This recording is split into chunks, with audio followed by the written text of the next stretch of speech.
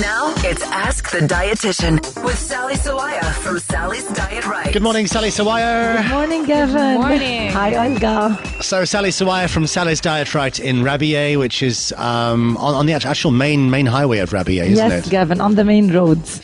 And how can you help people at Sally's Diet Right? Everything to do with their nutrition problems. Now I have lots of pregnant ladies coming. I don't know why. It's the season, maybe. Maybe. Weight loss, weight gain, people trying to bulk up or lose weight, everything. Childhood obesity, lots of children coming in also. And happy anniversary to you and George. Thank you. 15 years. It's today, isn't it? Happy Yes, anniversary. it's today. Thank you so much. You guys were just in Mykonos Yes. celebrating. Yes, it was really fun. It's really nice. Yeah. So, childhood sweethearts from Brumana High School, I suppose. Yes, Gavin, true. So you met at Brumana High School and you've been together for 25 years. Yes. Now you make me look very old. But you were together since you were children. Exactly. Yeah. Thank you, guys. Very cute story, though. And you were saying recently that George is actually better looking now than he was back in the day. Yes, of course. Now I'm more in love with him now. So congratulations, happy anniversary to Sally Sawaya and George Sawaya. Riyashi. George Riyashi. Oh, is it? Okay. You didn't take his name? It's my professional name. I use my name. Oh, okay. Happy anniversary. Thank you. So it's like that thing that poor Barbara Streisand thing. Yeah. Mr. Streisand, somebody called her husband. Barbara Streisand went crazy because she went into this, she was doing this project that she was working on. Yeah. One of these little interns came along. Hello, Mr. Streisand. And it's Yeah, one of these little interns. James Brolin. He's this big actor. He's a Hollywood star, too. He was married to Barbara Streisand, and anyway, she got this person fired. Sure. Anyway, so top 5 things. Nutrition, top 5 things. What have you got? Today it's the top 5 healthiest Lebanese restaurant foods. Ooh, Oh, okay. So if you're in a restaurant, In a Lebanese restaurant, what is not what to to order. miss, yes. Okay, so the healthy things. What have you got on the list? Number 5. Yes, Olga. Tabbouleh. Tabbouleh and fattoush, love but it. I will go a little bit into detail because we know they are healthy, but we don't know why. Okay. It's full of fiber, vitamins, and minerals. And the tomatoes that they contain, they are full of lycopene, which is a cancer-fighting antioxidant. Awesome. So it's really awesome for your health. And not to forget the benefits of olive oil that you add to Yeah. it, which is great for heart health. What about tabbouleh with like quinoa? Or now they're making tabbouleh instead of parsley, it's actually chopped up spinach. Wow, it's even more healthier. Yeah. I guess because of the quinoa is really even It's more nutritionally protein. superior than burghul because it has more protein, Yeah. definitely, and it's a whole grain. I like tabbouleh with couscous. Is couscous healthy? Yes, couscous is also, it's very similar to burghul, Gavin, with respect to the nutritional profile. So it's a whole grain and it's full of fiber, vitamins and minerals, antioxidants too. Okay, let's So, hear yeah. it for tabbouleh. But don't put too much salt, please. It's always too salty. Yes, Yeah. true. I like it sour with a lot of lemon. Me too. Number 4. Hindbeh, rocca salad and wara arish. Okay. Because of the green leafy vegetables. Okay, which so are hindbeh is dandelion leaves. It's that just green thing that they with make. the onion on top. It's very good. And rocca, because these green leafy vegetables, they're very rich in vitamins A and vitamin C, Okay. iron and fiber. So they make you feel full and you don't overindulge from the main dishes. So you should have at least one of these, either wara anab or hindbeh or rocca Rocca, salad. yes. Okay. Healthiest Lebanese foods, number 3. Hummus b'tahine. Yay! That's for sure. I love hummus. You know, the West embraced hummus and they recommend it and they just make a twist to it and it's so Yeah, they it's add really all kinds healthy. of flavors to it. Exactly, because it's rich in lean protein, so protein that's low in fat, but it contains the healthy fats. And this makes it a great dip and appetizer. How much of that, what's that liquid you add to it? The tahine, The actual tahine, yeah. Yes. How much do you add into the... you know, I know when I do it at home, I add just by looking. I don't have a real recipe, but Okay. it's actually the good fats in tahine. And so it's okay to have tahine. yes, it's okay. It's good for heart health also, and it Okay. helps lower your cholesterol. But remember, and also hummus is moderate in calories. People think that it's high in calories, but only 1 tablespoon has 30 calories, which is a great source of protein and good fats. Okay. Is it healthier than muktabal? I prefer muktabal. It is a bit healthier because it contains the protein. Mtabbal contains eggplant, which is a vegetable. Also has lots of antioxidants. But no protein? No protein. Oh, okay. I Just like a minimal mtabbal, amount. though. I prefer Yeah. mtabbal to hummus, but I love both. Really? Yeah.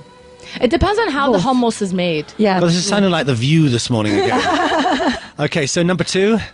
Mudardara, which is the lentils, lubia bzeit, balila, the big fasulia. These legumes are really loaded with protein and fiber and low in fat. So at least one of those. At least one of those, because studies show that these legumes are associated with reduced risk of chronic diseases. So you want to stave off those diseases, have more beans and legumes. And plus it's a source of protein, right? Exactly. Yeah. Healthiest Lebanese foods, the number 1 healthiest food. Is it actually the number 1? It's like it's all a bunch. All of them are healthy. Okay, so it's not It's a actually number 1. meza. Yeah, You yeah. can't have just one. But this comes at the end. That's why I left it at the end. It's the grilled fish, Oh. not the fried fish. Grilled the fish. Grilled It fish. tastes amazing. Exactly, and it's much better than the red meat grill because it's much lower in fat and it's even higher in protein. And it tastes so much better, Exactly, you guys. I yeah. love grilled fish, especially when it's a fresh fish and you choose your own fish and it goes straight onto the fire. Yummy. I can't bear all those bones, though. They can Yeah. do it for you, though. Sometimes they cut it open and they remove most of the bones, and you might have like a couple. Every time I At eat your own fish, risk. I have a mouthful of bones. I can't bear it. No, be really? careful. It's dangerous this way, Gavin. You should really remove them. remove the bones, and So you should grilled have fish. fish about like 2 times a week. It's very healthy Wow. for the heart too. If you have a question for Sally, Sawaya 03 887 000. Did Justin Bieber end? Sorry, we were talking about water and oxidation and things I didn't understand. So messages this morning on 043 887 000. What have you got there for Sally Sawaya from Sally's Diet Right? So first of all, somebody said, I started training 3 months ago, and I'm eating a lot of tuna cans, like diet tuna cans, with boiled eggs, like only the white part of the boiled egg. Is this healthy, and am I exceeding the limit, especially for the canned tuna? Yes, you are exceeding the limit for the canned tuna. We normally don't recommend more than 3 cans a week because of the risk of mercury. Because some tuna fish are big fish and they can store mercury, and it's toxic for the brain. So that's why we don't recommend more than 3 cans. As for the eggs, you can have like 2 or 1 whole egg and then 2 egg whites as a post-exercise meal with a good source of whole grain. Okay. You know, so just don't have tuna unless it's like 3 times a week. Okay, so tuna 3 Have times a eggs. week. You can have salmon, turkey, crab. Cheese and Lebanon are good sources of protein too. Okay, all right. There's somebody that was saying, I eat a lot of fruits every day.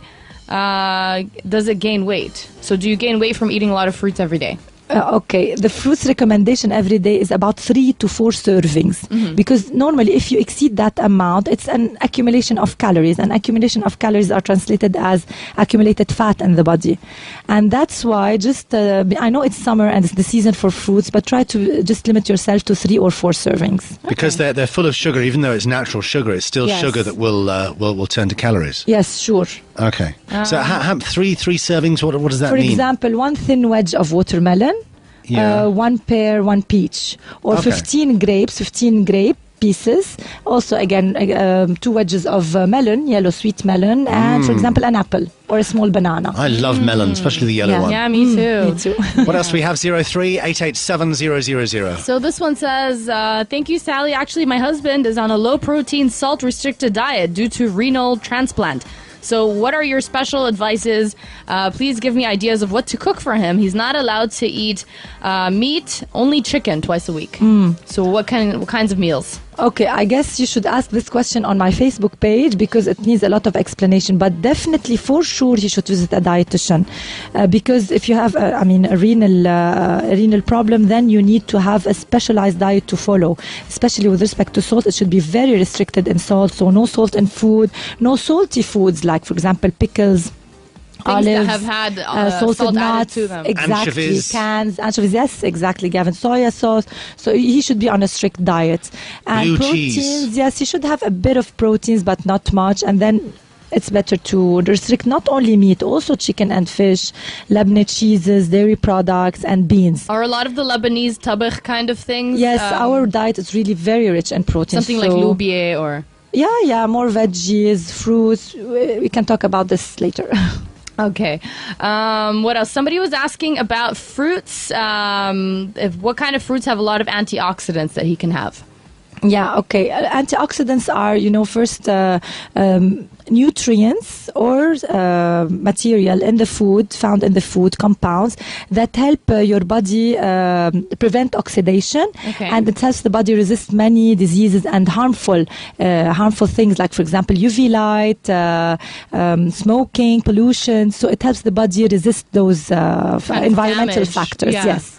So these antioxidants are found mainly in colored fruits and vegetables. Any color? But the richest one are berries. We know berries, yes.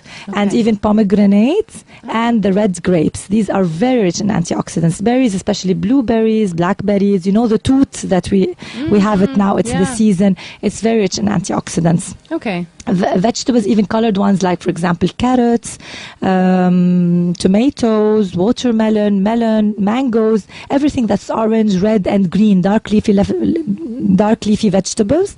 So they're all rich in antioxidants. Okay, amazing. Yes, just have a variety, at least 5 servings every day. 03-887-000. Questions for Sally Sawaya this morning. Good morning, lovely people. I just want to ask, what kind of snacks are suitable for pregnant women besides yogurt and raw nuts? So snacking for pregnant. Fruits, dried fruits or fresh fruits. You can have popcorn. Popcorn is a very good snack because it's a whole grain. You can have some baked crackers, dip them in lebne, a small toast with peanut butter added to it. So these are really good sources of protein and good carbs. Mm-hmm. And one more question about fruits. I think it's sort of the same question we had before, but how much fruit is too much fruit? More than 4 pieces, I think it's too much. Unless you are an athlete, then you can go 4 to 5. Okay. But 3 to 4 is max. Okay. You had another question from last week. Did we? Oh. About we didn't get to it last week. Spirulina. Okay, Sally, can you read this? Yeah. I'm not going to be very good at this. Because someone asked about spirulina, and I'm just having too many questions about this product. It's now fashionable. It's a powder form, but it's actually a blue-green algae. So it's a type of seaweed. It's called spirulina? Yes. Do you have it as a tea? How would you eat spirulina? It's powder form, Gavin. You dissolve it, you drink it, or you add it to food. It's in powder form. Okay. So is it good for you? What does it do? What is it supposed to do? It's high in protein. So normally 1 tablespoon contains 4 grams of protein. So it's rich in proteins, and it's rich in B vitamins, a whole bunch of B vitamins, and iron. It sounds really good, but I mean, although it's considered a rich source of protein, but in reality, it's no better than meat or milk because you can get your protein from also dairy or meats. And it costs too much, 30 times more than the food you eat. So first, it's very costly. Second of all, because it's really grown now, it's actually it's grown. It can be contaminated by bacteria, by toxins, and by heavy metals. So it can be really dangerous. So it's risky. So make sure that the source is really free of contamination. How can you make sure of that? I don't know, because it's not really regulated by the FDA. So maybe the company should be really reputable, and just be aware of the source of that supplement. Okay.